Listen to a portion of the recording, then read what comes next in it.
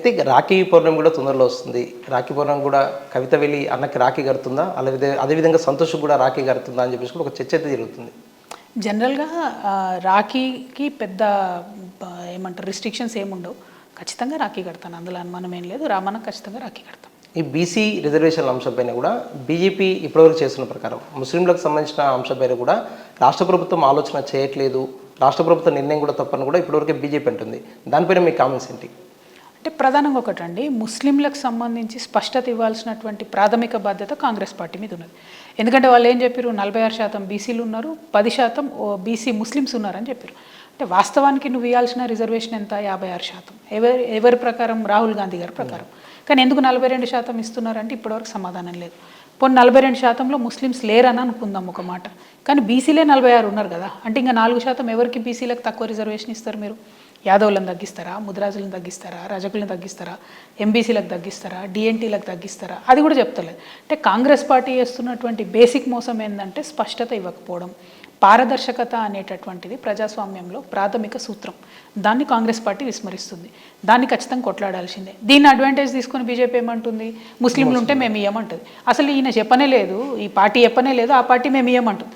అంటే ఇది ఎట్లా ఉందంటే ఇద్దరు కలిసి అసలు బీసీలకు మొత్తం రిజర్వేషన్ లేకుండా ఎత్తగొట్టాలి కాబట్టి నేను కొట్టినట్టు చేస్తా, నువ్వు ఏడ్చినట్టు చేయని డీప్ అండర్స్టాండింగ్తో రెండు జాతీయ పార్టీలు కూడా చేస్తున్నాయి. సో ఈ రెండు జాతీయ పార్టీల మోసాన్ని ఎక్స్పోజ్ చేయడానికి నేను 72 గంటల నిరాహార దీక్ష చేద్దామని నిర్ణయం తీసుకోవడం జరిగింది. దానికి మేము పర్మిషన్ అడిగినాం.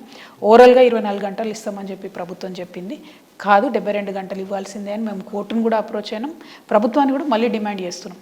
మా తెలంగాణ జాగృతి మీరు హిస్టరీ అంతా తీసుకొని చూడండి, ఎప్పుడు కూడా ప్రభుత్వం ఇచ్చిన సమయాన్ని మేము అధిగమించలేదు. ఎప్పుడైనా శాంతియుతంగానే చేసాం.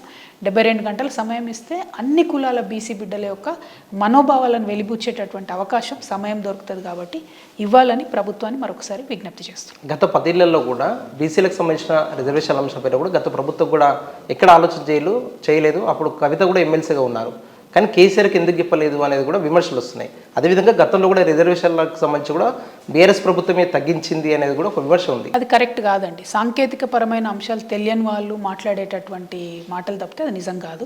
ఇక కాంగ్రెస్ పార్టీ కావాలని చెప్పి కేసీఆర్ చేయలేదు అని బ్లేమ్ చేయడానికి చేస్తుంది. కానీ ఆనాడు కేసీఆర్ గారు ముందున్నటువంటి పరిస్థితి ఏంటంటే, ఇప్పుడు ఎట్లయితే ప్రభుత్వానికి కోర్టు చెప్పిందో మీరు సెప్టెంబర్ 30 లోపల పెట్టాలని, అప్పుడు కూడా 100 రోజులలో పెట్టాలని చెప్పారు. కానీ అప్పటికి ఇప్పటికి డిఫరెన్స్ ఏంటంటే, ఇప్పుడు మన దగ్గర బీసీ బిల్లు పాస్ అయి ఉంది, ఇప్పుడు మన దగ్గర కులగణన జరిగి ఉంది, ఇప్పుడు మన దగ్గర డెడికేటెడ్ కమిషన్ వేసి ఉన్నాం, ప్రపోర్షనేట్ రిప్రజెంటేషన్ లేదని చెప్పి ఉన్నాం. అంటే ట్రిపుల్ టెస్ట్ పాస్ అయి ఉన్నాం, బిల్లు పాస్ చేసినాం, ఆర్డినెన్స్ పాస్ చేసినాం. సో కేవలం ఒక 1% వర్క్ గవర్నర్ గారి సంతకం, ప్రెసిడెంట్ గారి సంతకం అనే దగ్గర ఆగింది. సో అప్పటికి ఇప్పటికి చాలా డిఫరెన్స్ ఉంది. అప్పుడేమో ఈడబ్ల్యూఎస్ రిజర్వేషన్ లేదు, కేసీఆర్ గారు ఎప్పుడైతే ఎన్నికలకు వెళ్ళారో దాంతో 50% అనేటటువంటి సీలింగ్ బ్రేక్ చేసే ఆస్కారం లేదు. సో కేసీఆర్ గారు ముందు ఆనాడు ఉన్నటువంటి ఆప్షన్ ఏంటంటే, అయితే బీసీలకు అసలే రిజర్వేషన్ ఇవ్వకుండా పోవాలి, లేకపోతే 50%లో ఎస్సీ ఎస్టీలకు పోను, మిగిలిన రిజర్వేషన్ ఇచ్చి పోవాలి. వారు మిగిలిన రిజర్వేషన్ ఇచ్చిపోయినారు. సో వారి చిత్తశుద్ధిని 0 ఇవ్వకుండా కేసీఆర్ గారు 29% ఇచ్చిండ్రన్నది చూడాలి. కానీ అది పక్కకు పెట్టి ఎక్కువ ఇవ్వకుండా తక్కువ ఇచ్చిండ్రు, మీరు తగ్గించిండ్రు అని ఉట్టిగా బురద జల్లే ప్రయత్నం చేస్తే అది ప్రజలు కరెక్ట్ కాదు.